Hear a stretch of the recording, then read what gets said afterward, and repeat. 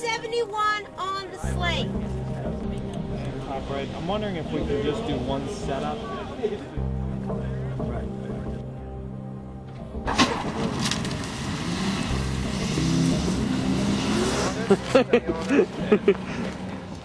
Show you. Bang! Jeffrey Goodman, and I'm the director here. In a nutshell, it's about a hitman who comes out of retirement for one last gig, and we're filming in Shreveport, Louisiana. This is my hometown, and every investor except for one is from here. You know, it's a lower budget independent feature. It's a 22-day shoot. Due to weather, we ended up actually losing a day, so it became a 21-day shoot. Really ambitious script to get done on this kind of schedule, but a great crew, great actors, and all of it seems to be coming together really well. I'm one of the very few actors I know that goes through a script and tries to eliminate his lines.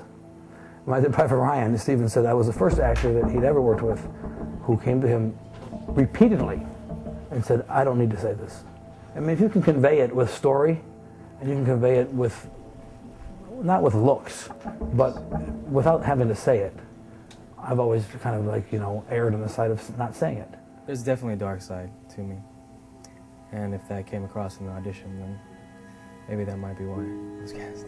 So every scene I have with Tom is intense. Very, very good actor. And his choices are very interesting. It's interesting to see how he works in his process. You know, I don't think you work with Tom Sizemore and not have a lot of highs and a lot of colors. He is an incredible actor, and I have learned so much from him.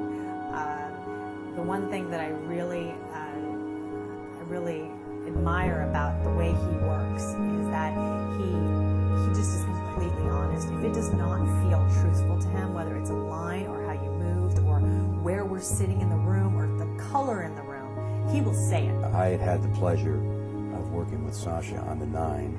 We had done, I did a guest star on that, and we had a couple scenes together, and I loved her. I thought she was great. She's another truthful actress, actor who just truth comes out of her eyes, and she's great.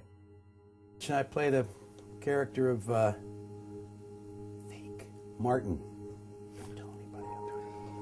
This character's basically sold his soul and his identity for another identity so that he can live in the lap of luxury the rest of his life. You know, you find more layers sometimes in villains than you do in straight up wonderful characters, but there's always layers to be found. It's peeling the onion. Sarah's a very complicated woman. When I first read the script, I remember the tone really resonated with me and the unraveling of her character, because in the first, I'd say, half of the film, we don't know a lot about her. And it's not until this point in her life that she actually goes out crying for help, and things start to sort of come apart for her. You know, I want to take a very sincere, straight approach with noir, both in how I view the characters and their situations, but also how I film them. And so we're using all actual, we haven't built any sets for this film, we're using all actual locations, and hopefully, you know, the tone will come across as very sincere. The scene that worked the best so far for me is the motel scene between Tom and Sasha. It's probably the most intimate scene in the movie, and as far as what I've seen so far, I think it couldn't have been realized more perfectly. Sarah kind of just lies down and gives herself to him. She just gives up. She's exhausted. She lies on the bed and she's there. And that turned into something quite different for all of us. And Tom and I really, really loved doing that scene. We loved a lot of scenes, but that scene had something about the two of them that it just told the story so well. We did have rehearsal time together, which was really important because, you know, the chemistry between Sarah and Price is really kind of the center of the film. And so there was a lot of work that Tom and I had to do to get to know each other and kind of find what our window into each other is before we started shooting. I can't imagine having done the movie with any other actress.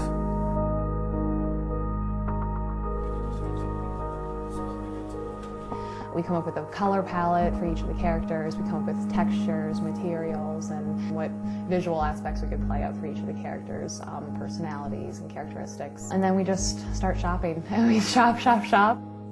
The opening of the script was just great. It was Price's house, and it identifies that he has a bookshelf with, you know, paperback westerns and hardbacks and a chessboard, and it's clean, and he's a bachelor and he has nothing in his fridge. So immediately you get an idea of what it is that they're going for. Jeffrey and I were definitely on the same page about a lot of the reasoning behind the clothes, why people wear what they wear. Sasha's character is the same approach. I mean, this is definitely a character piece. Like I said, it's not a costume piece, so it was the same thing, and I found a lot of similarities between her and Price. That's, I think, why they're attracted to each other. He sees something in her of someone who hides the darkness, doesn't want to be noticed. We see her as this very kind of invisible person, but then as she starts to open up to Price, we start to see her beauty a little bit more, her body a little bit more. I think I've worked with a few first-time directors, and I think that Jeffrey took on a lot in this movie because there's so much plot stuff that's driving it and a lot of action, but at the center of it is this, you know, is this relationship that if you oversee it and it doesn't work, the film doesn't work. Jeffrey is a wonderful, kind human being, an artist. And he was determined to make his feature films. He's extremely detail-oriented. He would call it the next list of questions about how to option the short story, how to get a writer to write the short story into a feature, how to raise money, and I'd get each of these questions, and each time he called me, it seemed like he had gotten to the next step for himself, which was exciting, and definitely to be, you know, a huge congratulations for him. And you know, even one of the big restaurant owners in town has been doing our catering, and he's an investor in the film. So it's really fun that way. It's very family-like. Message of this movie, if you will, was interesting. I mean, the idea of really a guy who's always lived in his head, sort of opening himself up for the first time emotionally, and trying to sort of make a journey from living in his head to living with his heart. Oh no, Alan, is that not going to strike?